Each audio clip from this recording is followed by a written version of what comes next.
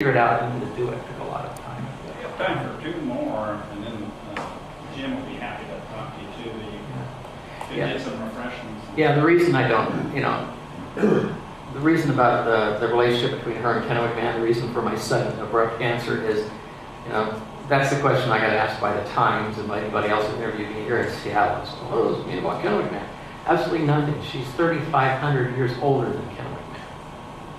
3,500 years older. She has similarities to Kennewick Man. She has similar discrete trait characteristics to Kennewick Man in terms of openings on the skull, or positions or shapes and things like that. But beyond that, no, she's female, he's male. They look very different from each other. The thing about the earliest individuals in the Americas is they have a very high degree of sexual dimorphism. The males are extremely male-looking, the females are extremely female-looking, like this one. So they look a lot different from each other. And as far as genetics, yeah, Kennewick Man will probably turn out to be Beringian just like she is. That's kind of what it hints at. I think that's almost a certainty that he does. Because when we tried him the first time, he did have haplogroup D, so we just weren't able to ever replicate it.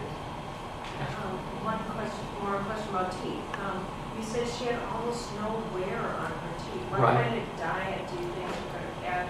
Fruit and meat. So not plants very much. Fruit, meat, and honey. No, Yeah. people don't eat plant. I think she's probably among people who just arrived. I mean, either she's one of the first arrivals or she's been a couple of generations of arrival. It takes a long time for people to figure out what plants you can eat and what ones you can't, and how to process them to make food. Fruit, no problem. Just figure out whether it's bitter and too harsh or not. And can you eat it without throwing up or getting the runs? If so, you're good. Other plants, not so much. Some of them can kill you. So, and so probably meat and fruit and honey. There's a lot of honey you can have. There was one other hand I saw over here somewhere. Oh, it was just a movement. Well, Okay. I want to thank you very much.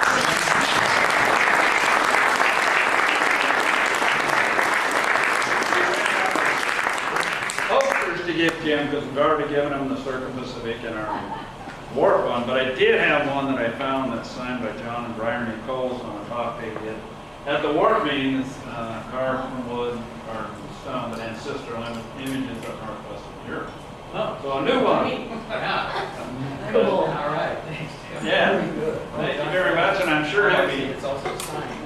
yeah, be happy to, no, he'd be happy to answer more questions, and I have to get a new one. I can hang out for a little while. But thanks again, and do agree we're very fortunate to have him talk about this. And maybe we'll have him back after some more work's been done.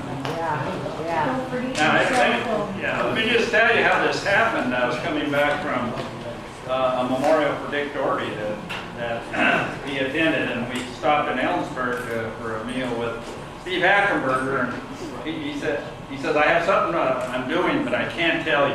It's really exciting. Oh, that's interesting. How about a PNWAS? And he said, oh yeah, I'd like to know that. So I knew we had, once it was released, I called him immediately, like, hey, or you emailed it to me.